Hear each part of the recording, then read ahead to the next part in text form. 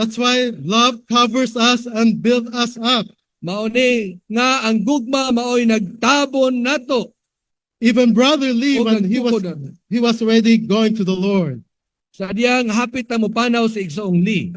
he even tell the brothers, Niingon siya sa mga igsoon love is the most excellent way. nga ang gugma maoy labing maayong paagi.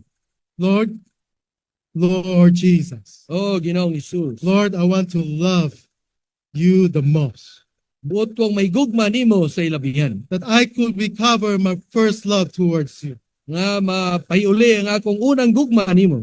Because if I don't recover my first love towards you, Kay kung dili mapahiuli akong unang gugma nimo, I cannot love my brother. di ko kay gugma sa akong mga igsoon. I cannot forgive him. Di ko ka pasaylo nila.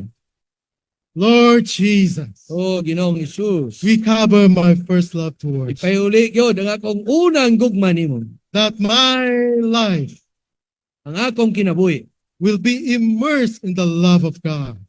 maumol gyud diya sa gugma sa Dios. That's the reason why we worship the Lord in the Lord's table meal. Mao ning hinungdan nga nung gisimba nato ang Ginoo diya panahon sa Lord's table. Because when we pursue this love, Kay kung atong tinguhaon ning gugma, we take care of God's heart. atong giatiman ang balay sa Dios. Love maintains our relationship with others. Ang gugma maoy makaamping sa atong relasyon sa uban. You know, teaching divides. Ang pagtudlo maoy makabahin. Only love unites and builds us up. Ang gugma ra gyoy makausa o makatukod nato. To forgive people is a matter of love. Ang pagpasaylo sa mga tao may kalambigitan sa gugma. That's why if you look at the last 3 Roman numerals, Kung tanaw nimo ning katapusang tulo ka mga Roman numeral, these are very subjective to us.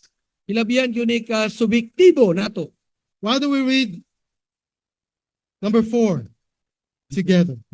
Oh, okay. The outline is different. I'll read it to you. Ako ni basahon alang ninyo.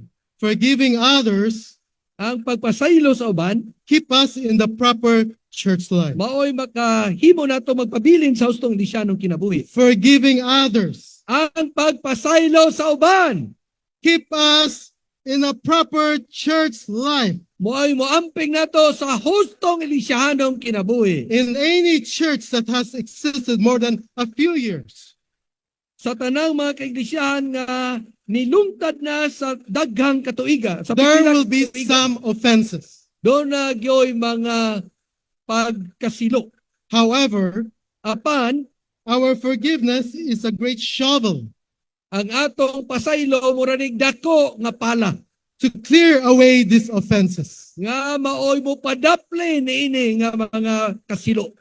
We do not care whether or not Wa ta magtagad kon that an offending one comes to us ang kadtong nakasilo nato muduol ba nato to confess, apologize, and make restitution. aron mangayog pasaylo moangkon sa iyang sayop o iyang tuliron ang iyang sayop. We must forgive him even without his apology. Ato siyang pasayloon bisan pag wala siya mangayog pasaylo. Brothers and sisters, it's really clear my vision before the Lord. Inato ta maigsoon nga tinaw kayo ato pananahon sa Ginoo. Because before, when we have problems in the south, Kay kani sa diyang doon na tayo problema dinhi sa habagatan. we don't deny that, right? Wa nato ni gilimod. This is our situation. Mao ni ang atong kahimtang. And sometimes because we thought that we are so proper before the Lord, Kay usahay naguna-una magunta nga husto gyud ta kaayo diha sa Ginoo. so we accuse some brothers, oh, you have to ask forgiveness. Moingon ta sa uban kinahanglan ka mga pasaylo. In fact, you have to do your restitution. Kinahanglan kang mo uli sa imong nadaot. Or else Kay kung dili, I will not accept you. di kanako dawaton. You know, the Lord really shine upon us. Ang Ginoo naghayag nato. What is forgiveness? Unsa di ay ang pagpasaylo? You know, if you don't forgive your brothers or your sister, Kay kung di ka mo pasaylo sa igsoon, this is a sin of unforgiving heart. Mao ni ang sala sa kasing-kasing nga dili mo pasaylo. Lord Jesus. Oh, Ginoong Hesus. I hope that all of us would see this point. Inauto ta kitang tanan makita ni ining butangan. Whether our brother did not ask forgiveness, Bisan ang ison di mga pasaylo, whether he did not apologize to me. o bisag di siya mo angkon sa iyang sala nako. I've been offended a lot of times, Ako na nasilo biya pugkos kadaghan. but I will still forgive my brother. Ako gyapong pasayloon ang akong igsoon. That's why the most excellent way is love. Busa ang labing maayong paagi mao gyud ang gugma. You know, by ourselves, we don't know how to love. Sa atong kaugalingon di kita kay banlo mo gugma. You know, I remember our brother Lee shared something to us. Si Igsong Lee doon nagipaambit. He said, in your Christian life, there's only three things. Ningon siya sa Kristohanong kinabuhi doon na nagtulo ka butang. Number one, he said what? Ang una ningon siya unsa man? One word. Usa ka pulong. What is this word? Unsa ning pulonga? Amen. Amen. We should know how to say, Amen, Lord. Kinahanglan makakaton ta pag-ingon, Amen, Ginoo. In whatever situation we are in, Bisag unsa pa ang kahimtang nga naata. whether we met an accident or we are in a very bad situation, O na-aksidente ba ta o naata sa dautan kayo nga kahimtang. we can always say, Amen, Lord. Makaingon na kita, Amen, Ginoo. Second, Ikadua, that I cannot do all things. kaingon ta, wa gyud ko'y di ko kahimo sa tanang butang. Why is this? Ngano man ni? Because we don't have the capacity before the Lord. Kay wa tay kahimuan atubangan sa Ginoo. Third, Ikatulo, the Lord said, Brother Lee said, si Brother Lee nagingon, that I can do all things in you. makahimo ko sa tanang butang diha nimo. So we can do all things only in Christ. Busa mahimo lang nato ang tanang butang diha ni Kristo. We can love our brother because we are in the Lord. Mahigugma ta sa maigsoon tungod kay naata sa Ginoo. We can always ask forgiveness because we are in the Lord. Makapangayo tag pasaylo tungod kay naata sa Ginoo. So we can all do things in the Lord. Busa makabuhat ta sa mga tanang butang diha sa Ginoo. He is the empowering one. Siya ang naggahom nato. He's the one giving us the power and the strength Siya naghatag nato gahom o kusog. that we can experience what we call the Christian life. Aron masindati nato ning gitawag nato Kristohanong kinabuhi. That we can experience the grafted life. Aron masinati nato ang nasumpay nga kinabuhi. That's why when I was reviewing these messages, Sa diya nga akong gisubli o nag-andam alang ini nga mensahe. you know, the Lord gave me a word in a book. Ang Ginoo naghatag nako pulong gikan sa basahon. The breaking of the outward man and the release of the spirit. Ang pagbuak sa tao sa gawas o ang pagpalugwa sa espiritu. Chapter 1. Sa Kapitulo 1. It said there are two main reasons for not being broken. Doon ay duha ka uluhanong butang anong dili ta mabuak. Let me read to you. A person is not broken because he is living in darkness. Ang tao di gyud mabuak kung nagkinabuhi siya sa kangit-ngit. In all that happens to him, Sa tanan nga nitabo niya, he puts all the blame on the other people. iyag yung basulon ang ubang mga tao The environment. o ang palibot. He has no revelation of God's hand. Wala siya kakita sa kamot sa Dios. And that God is the one who is dealing with him. Nga ang Dios mao'y nagbatot niya. That's why when we were speaking in Bukidnon, Samtang nabulag mi dito sa Bukidnon, I remember Brother Lucio spoke. na kadumdum ko nga si Brother Lucio nagsulti. You know, we easily point our finger to some brothers. Tingali atong atong tudlo sa ubang maigsoon. But when you point your finger to the brother, Apat kung itudlo nimo imong tudlo sa mga sa ison. he caused all the trouble. Siya mo hinungdan sa tanang He caused all kagulian. the saints are not one. Tungod niya wa magkausa mga igsoon. But he did not realize that the three fingers are pointing at you. Wa ka makambgo nga napay tulo nga nagtudlo pod nimo.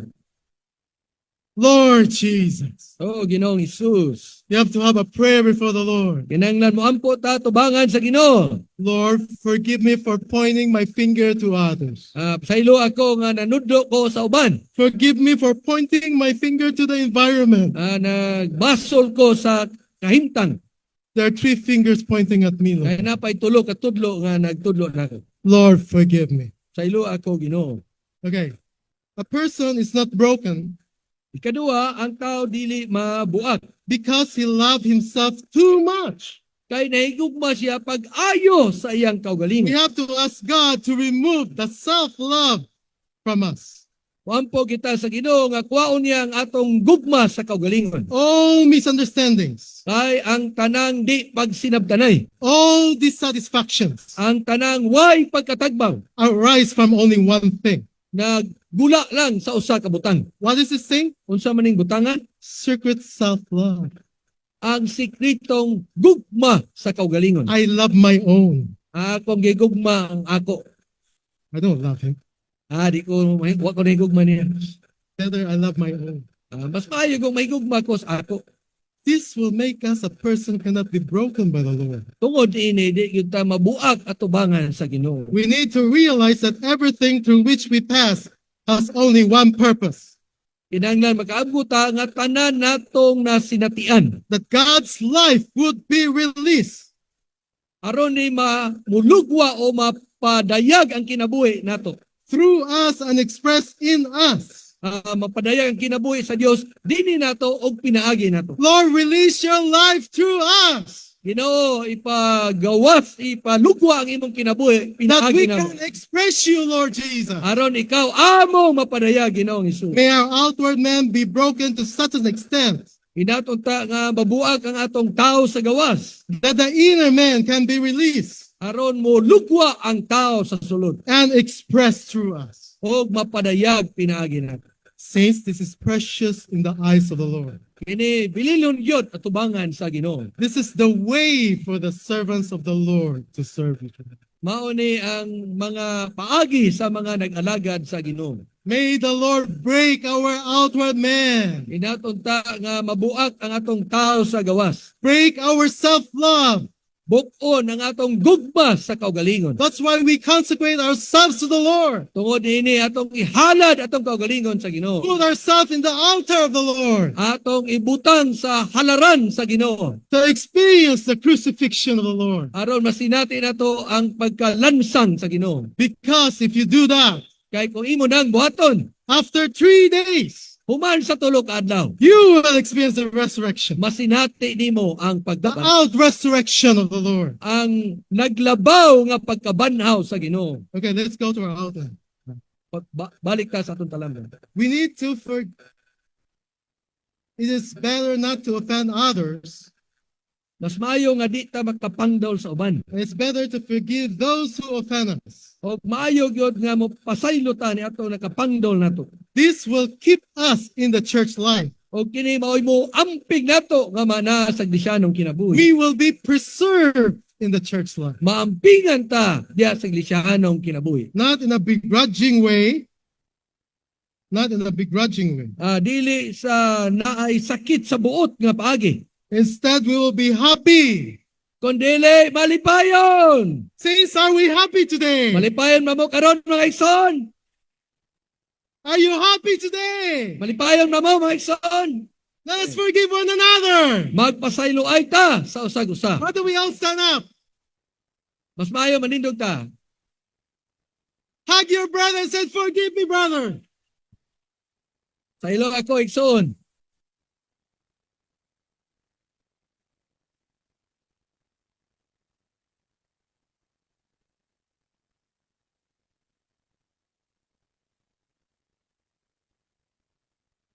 Praise the Lord. Amen. Kayo na Ginoo. I hope the peace of Christ is arbitrating in our hearts. Igdaot ta nga ang kalinaw ni Kristo That we maoy po husay experience sa the atong forgiving grace. kasing-kasing og masinati nato ang grasya sa pagpasaylo. Forgetting all the frictions. Ato na ang kalimtan ng mga panagbingkil, Forgetting all the failures. ang mga kapakyasan, forgetting all the offenses. o ang tanang mga kasilo. We become a new creation. Mahimo tang bag-ong kabuhatan. Lord Jesus, I am a new creation. Ginoo sa ko ka bag-ong kabuhatan. The church become a new church O ang iglesia mahimong bag-o nga iglesia.